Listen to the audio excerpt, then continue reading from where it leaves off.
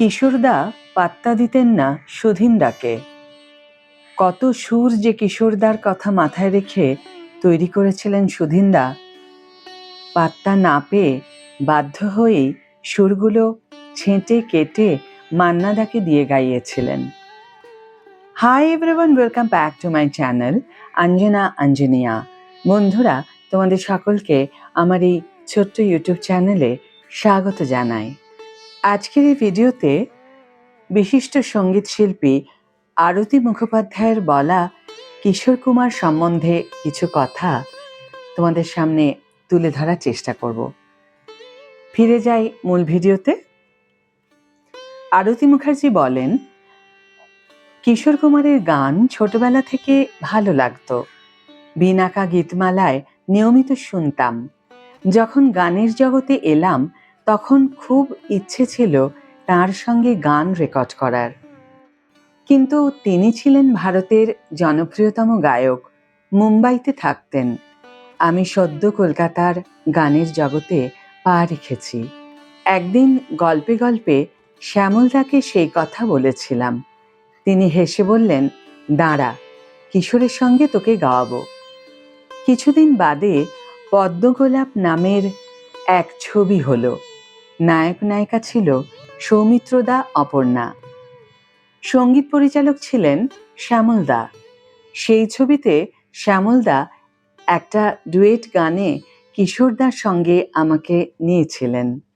মেঘার কুয়াশায় হোক নয় লুকোচুরি খেলা, পুরনো যা সব যেন আজ মুছে ফেলা, নতুন গান যে জাগালো প্রাণ যে জানি নাকি আজ চাই। তখন কলকাতার প্রযুক্তি ছিল সাদামাটা, তবু সেই পরিকাঠামোতেও গান হিট হয়েছিল। এই ডুয়েটের সূত্রে কিশোরদার সঙ্গে হালকা পরিচয়। হেমন্তদার সঙ্গে রবীন্দ্র সরোবরের এক অনুষ্ঠানে গিয়েছিলাম। 3 জন বড় শিল্পীর গান ছিল, হেমন্তদা, কিশোরদা এবং মুকেশজি। হেমন্তদাই নিয়ে যান কিশোরদার কাছে। আমায় চিনতে পেরেছিলেন, বলেছিলেন, এসো। সেদিনের অনুষ্ঠানে প্রথম গেয়েছিলেন হেমন্তদা, তারপর মুকেশজি, সব শেষে কিশোরদা। প্রথম দুজন অনবদ্য গাইলেন। কিশোরদা গান শুরু করতেই গোলমাল লাগলো। টিকিট নিয়ে ঝামেলা, শেষে মারামারি। হেমন্তদা বললেন, এখানে তোকে রাখা যাবে না, চল বেরিয়ে পড়ি। বাধ্য হয়ে দুজনে বেরিয়ে এসেছিলাম। তখন থাকতাম সাউথ এন্ড পার্কে। হেমন্তদা গাড়ি করে পৌঁছে দিয়েছিলেন। খুব খারাপ লেগেছিল।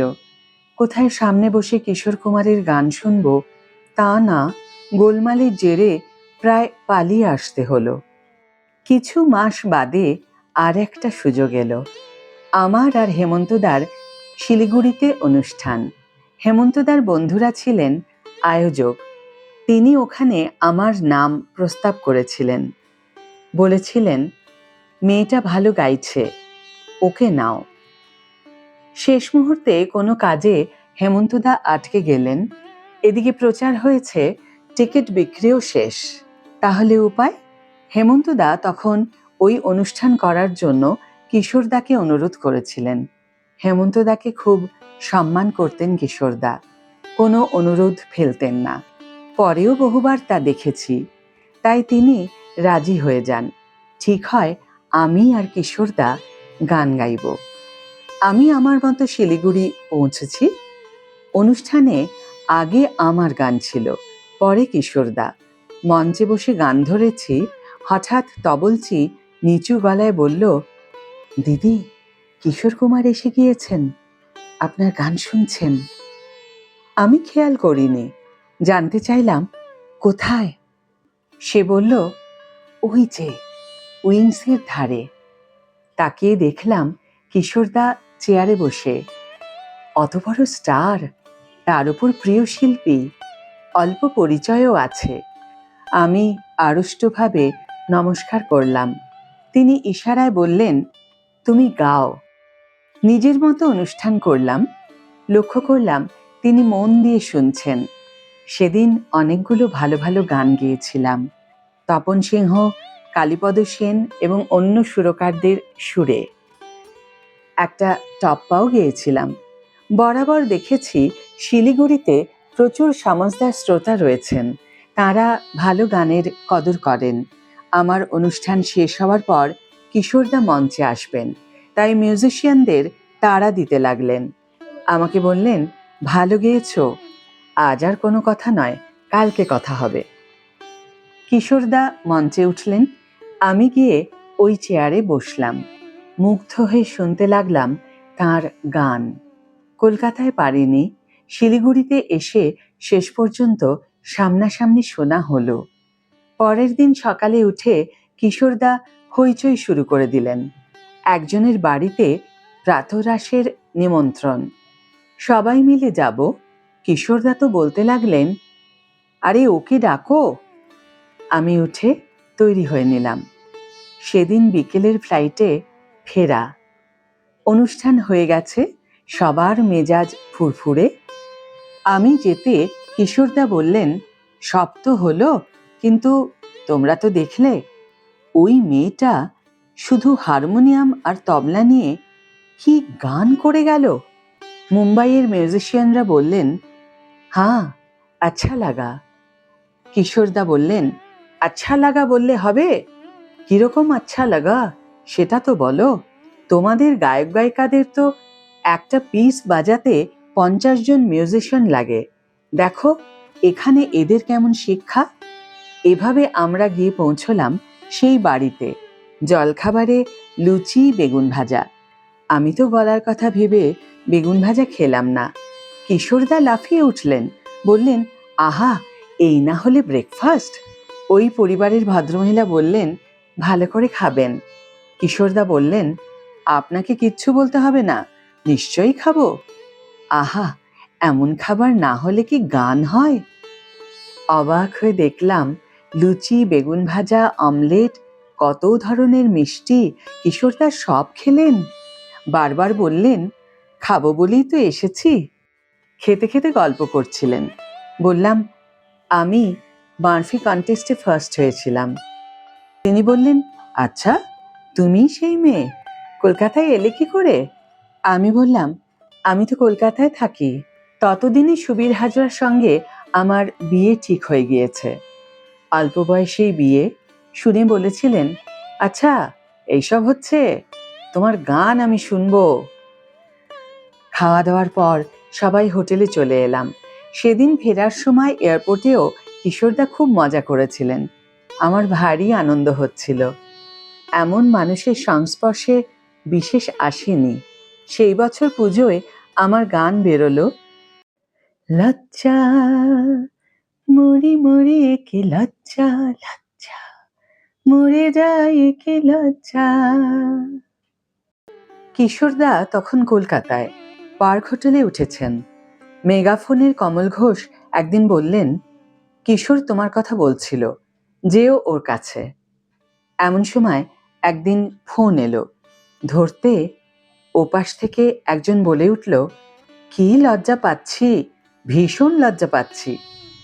প্রথমে ধরতে পারেনি টেলিফোনের ওই প্রান্তে কিশোরদা। পাশের একজন আমাকে বলল, জিজ্ঞেস করুন কেন লজ্জা পাচ্ছে। আমার গানটা কিশোরদার খুব ভালো লেগেছিল। ওই ধরনের বাংলা গান তখন তৈরি হতো না। নতুন ধরনের গান এবং আমার গায়কী তার মনে ধরেছিল। সেবার কিশোরদার সঙ্গে দেখা হলো, কথাও হলো। বললাম, বম্বে গেলে দেখা করব। তিনি বলেছিলেন, এসো, অবশ্যই এসো। তুমি যা লজ্জা দিয়েছ আমাকে, এত লজ্জা আগে কখনো পাইনি। বারবার গুনগুন করছেন, লজ্জা মরি মরি একে লজ্জা, লজ্জা মরে যায় একে লজ্জা। নচিদাকে গিয়ে বলেছিলাম, তিনি তো বেজায় খুশি। কিশোর কুমারের প্রশংসা পাওয়া ছিল খুব বড় ব্যাপার। আর কিশোর কুমার ভক্ত ছিলেন সুধীন দাশগুপ্ত। কিশোরদার গানের পাগল ফ্যান বলতে যা বোঝায়, সুধীনদা ছিলেন তাই। কামন মিরান্দা নামের এক পর্তুগিজ ব্রাজিলিয়ান গায়িকা ছিলেন। তিনি খুব ভালো ইয়োডলিং করতেন, গলাকে নানাভাবে খেলাতে পারতেন। কামান মিরান্দার গান সুধীন্দার ভারী প্রিয় ছিল। তিনি তো পাশ্চাত্য সঙ্গীত গুলে খেয়েছিলেন, তাই চাইতেন ওই ধরনের সুর করতে। কিন্তু কিশোর কুমার ছাড়া গাইবে কে? মান্নাদাকে দিয়ে ওই কাজটা হওয়া একটু মুশকিল। হেমন্তদার কণ্ঠস্বরও অভিজাত, তাই কিশোরদাকে দিয়ে গাওয়াতে চেয়েছিলেন। কিন্তু সুধীনদাকে একদম পছন্দ করতেন না কিশোরদা। গানের রেকর্ড করার জন্য ডেট চাইলে দিতেন না। ওদিকে সুধীনদা আকুল হয়ে চাইতেন কিশোরদাকে। কত সুর যে কিশোরদার কথা মাথায় রেখে তৈরি করেছিলেন। পাত্তা না পেয়ে বাধ্য হয়ে সুরগুলো ছেঁটে কেটে মান্নাদাকে দিয়ে গাইয়েছিলেন। সুধীন দাশগুপ্তর সুরে মান্নাদের গাওয়া সেরা গানগুলো সব কিশোর কুমারকে ভেবেই করা। সুধীনদা মাঝে মাঝে আফসোস করতেন, কিশোর কুমারকে যদি একবার পেতাম। কেন যে কিশোরদা এড়িয়ে যেতেন সুধীনদাকে কোনোদিন জিজ্ঞেস করার সাহস পায়নি। কিন্তু চোখের সামনে দেখতাম সুধীনদার কষ্ট। কিশোরদার গান মান্নাদাকে দিয়ে গাওয়াতে গিয়ে তাকে কম্প্রোমাইজ করতে হয়েছিল। সেই যন্ত্রণা তাকে কুরে কুরে খেত। মান্নাদা তো কিশোরদার মতো গাইতে পারতেন না, তার ধারা ছিল আলাদা। আমারও মনে হয়েছে গানগুলো কিশোরদা গাইলে অন্য উচ্চতায় পৌঁছত। হেমন্তদার সুরে কিশোরদার দুটো গানের কথা যদি আমরা বলি, সিং নেই তবু নাম তার সিংহ, ডিম নয় তবু অশ্ব ডিম্ব, গায়ে লাগে চাকা বাবা চাকা হাম্বা হাম্বা ডিগ ডিগ ডিগ। কিংবা কি করে বোঝাই তোদের গানের গ জানি না, ছেড়ে দে রে কেঁদে বাঁচে বেসুর সুর মানি না। কি কঠিন গান, অথচ কিশোরদা কেমন অবলীলায় গেয়েছিলেন। দ্বিতীয় গানের ওই ট্রিমোলো অত ভালো বাংলায় আর কি কেউ গাইতে পেরেছেন? ইয়োডলিংও করতেন নিখুঁত সুরে। সুধীনদার সুরে কিন্তু অমিত গান গেয়েছে, এক দুটো নয়, বেশ অনেকগুলো। কিশোরদা গাননি। একবার ভেবেছিলাম কিশোরদাকে বলবো সুধীনদার কথা, কিন্তু কখন কি মুডে থাকেন, যদি রেগে ওঠেন, তাই বলতে পারিনি। 1973 সালে যখন মুম্বাই যাওয়া শুরু হলো, প্রথম গেয়েছিলাম নরেন্দ্রনাথ মিত্রের রস গল্প অবলম্বনে হওয়া সওদাগর ছবিতে। প্রথম ডুয়েট মোহাম্মদ রফির সঙ্গে। অমিতাভ বচ্চন নূতন ছিলেন নায়ক নায়িকা, সঙ্গীত পরিচালক রবীন্দ্র জৈন। রফি সাহেব তখন নিয়মিত গান রেকর্ড করতে কলকাতায় আসতেন। এখানে প্রচুর হিন্দি এবং পাঞ্জাবি ছবির গানের রেকর্ডিং হতো। গান গাইতে রফি সাহেব লতা দিদির আসা যাওয়া লেগেই থাকতো। ওদিকে আমি মুম্বাইতে গিয়ে প্রথমে হোটেলে উঠতাম, তারপর খার জিমখানার কাছে এক বেডরুমের ফ্ল্যাট কিনলাম 84,000 টাকা দিয়ে। সেই পর্বে আশাপূর্ণা দেবীর কাহিনী অবলম্বনে তপস্যা ছবিটি হলো। নায়ক নায়িকা পরীক্ষিত সাহানি এবং রাখি। পরীক্ষিত সাহানি হলেন বলরাজ সাহানির ছেলে, অনেকেই জানেন না। পরীক্ষিত নামটা রেখেছিলেন স্বয়ং রবীন্দ্রনাথ ঠাকুর। পরীক্ষিতের জন্মের সময় বলরাজ সাহানি শান্তিনিকেতনে ইংরেজি এবং হিন্দি পড়াতেন। রাখিকে তো কলকাতায় থাকতে চিনতাম। অজয় বিশ্বাস ছিলেন ওর প্রথম স্বামী। অজয়দার সঙ্গে রাখি আমাদের বাড়িতেও এসেছিলেন। তপস্যায় প্রথম কিশোরদার সঙ্গে হিন্দিতে প্লেব্যাক করলাম। দো पंछी दो दिन के कहो लेके चले हैं कहाँ, ये बनाएंगे एक आशियाँ, ये बनाएंगे एक आशियाँ। সুরকার রবীন্দ্র জৈন। গানটি সুপারহিট হয়েছিল। ওই ছবিতে রাখির গলায় গাওয়া আমার আরেকটা গানও জনপ্রিয় হয়েছিল। बच्चों तुम हो खेल खिलौने, बच्चों तुम हो খেলে খেলোনি। কিশোরদা তখন বললেন, খুব ভালো হলো, কিন্তু এখানকার পুজোর ভাষা তো তুমি জানো না। আমি ধরতে পারিনি কি বলতে চাইছিলেন। তখন বললেন, এখানে একটু মানিয়ে চলো, গিয়ে দেখা করো নানা জনের সাথে। সেই সময় আমি কলকাতায় গিয়ে গান গেয়ে মুম্বাই ফিরে আসতাম। দু জায়গায় তখন প্রচুর রেকর্ড করছি, কিন্তু ওখানকার বড় হাউসগুলোয় কাজ পাচ্ছিলাম না। এমন সময় তপন সিংহ এলেন মুম্বাইয়ে।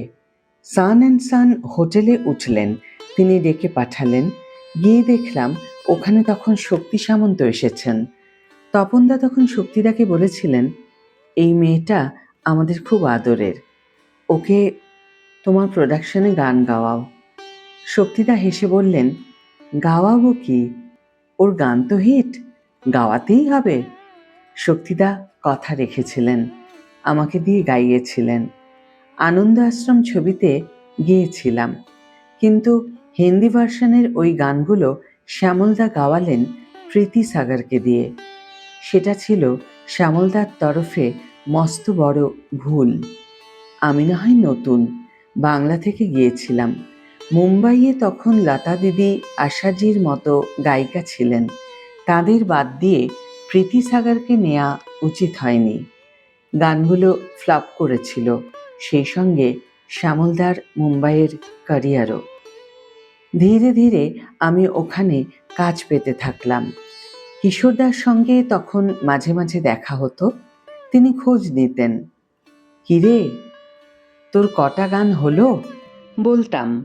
কিশোরদা বুদ্ধি দিতেন, তুই একটু ছুটে বেড়া, না হলে চলবে না, লোকের তো জানা দরকার তুই গাইছিস। এমন সময় লন্ডনের অ্যালবার্ট হলে কিশোরদার অনুষ্ঠান পড়ল। তিনি প্রস্তাব দিলেন, তুই চল আমার সঙ্গে ডুয়েটগুলো গাইবি। আমার স্বপ্ন ছিল কিশোরদাকে সামনে থেকে দেখা এবং সামনাসামনি তার গান শোনা। সে স্বপ্ন তো আমার পূরণ হলোই, তার চেয়ে অনেক অনেক বেশি কিছু আমি পেলাম।